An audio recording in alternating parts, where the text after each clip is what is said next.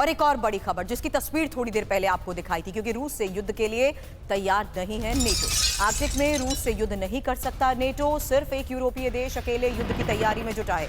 Centre for European policy analysis की सदस्य का दावा, आर्कटिक में युद्ध के लिए तैयार नहीं है नेटो।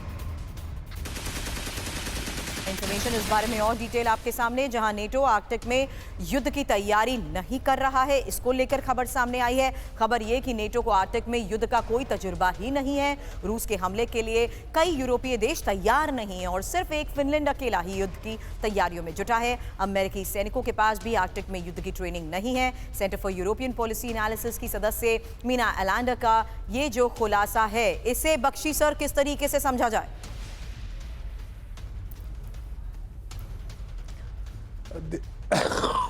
सॉरी देखिए, बहुत बड़ी बड़ी बातें हो रही हैं नेटो की काउंसिल्स में कि हम ये कर देंगे, हम अपनी एक ब्रिगेड भेज देंगे। स्टारमर साहब बोल रहे हैं डायरेक्टली ट्रेन करने के लिए। भारत सरकार अब बिजनेस शुरू करने के लिए दे रही है 20 लाख रुपए तक का लोन, वो भी बिना किसी गारंटी के। ज्यादा जानकारी के लिए अभी डाउनलोड करें फ्रीडम ऐप। ये यूक्रेन में true boots on the ground डालेंगे, ये ख्याल अच्छा है गालिब खुद को बहलाने के लिए, लेकिन बात यह है कि 1 से 2 से ज़्यादा ब्रिगेड अभी ब्रिटेन के पास नहीं है। फ्रांस भी 1-2 ब्रिगेड से ज़्यादा नहीं भेज सकता, और अगर लेने के देने पड़ गए तो ऑरेशनिक मिसाइल्स की तो बरसात हो जाएगी इनके एयर बेसिस पर। और ऑरेशनिक मिसाइल को बिल्कुल क्लियर है, कोई मौजूदा अमेरिकन या वेस्टर्न डिफेंस सिस्टम रोक नहीं सकता। It can inflict terrible damage, और 1 या 2 ऑरेशनिक मिसाइल्स आपके पूरे एयरबेस को ख़त्म कर सकते हैं।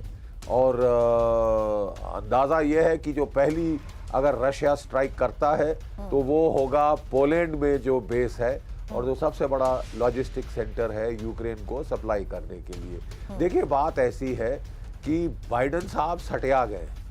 वो चाहते हैं कि कोई मौका ना दिया जाए डोनाल्ड ट्रंप को शांति बहाल करने का। उनकी पूरी कोशिश है कि ये जो 20 दिन उनके पास रह गए हैं उसमें वो कोशिश करके इतना उकसाएं रूस को कि थर्ड वर्ल्ड वॉर छिड़ जाए। Third world war in terms of crossing the nuclear threshold, या third world war in terms of escalating horizontally to other areas. रूस भी जानता है कि बाइडेन साहब का दी एंड आ चुका है, वो जा रहे हैं, and I don't think he will be provoked. वो बड़ा रैशनली जा रहा है, बड़ा मेथोडिकली जा रहा है, और अपर हैंड उसको ग्राउंड फाइटिंग में मिल चुका है, काफी डिसाइसिव अपर हैंड। मेरे अंदाज से अगले महीने तक वो कुर्स को फ्री कर लेगा, और जो भी उसके टारगेट्स हैं इन ईस्टर्न यूक्रेन यानी दोनेत्स्क लुहांस्क में, उनको वो कब्जा कर लेगा, और फिर हो सकता है वो डीपर रिवर की तरफ जाए। अगर रूस को ज्यादा उकसाया जाए, उसके पास जो रिजर्व ट्रूप्स हैं जो उसने अभी तक बचा के रखे हैं, वेरी सरप्राइजिंगली, ठीक है, वो उनको इस्तेमाल कर सकता है, या तो कीव की तरफ, या आप देख रहे हैं ज़ापोरिज़िया में प्रोबिंग अटैक्स हो रहे हैं। क्या ये डिसेप्शन है, या वो जो है इनके ओडेसा पोर्ट की तरफ जाना चाहेगा? As you mentioned earlier sir, आने वाले कुछ हफ्ते इस लिहाज से बहुत क्रूशियल होने वाले हैं। फिलहाल आप तीनों का बहुत बहुत शुक्रिया इन तमाम एनालिसिस के लिए।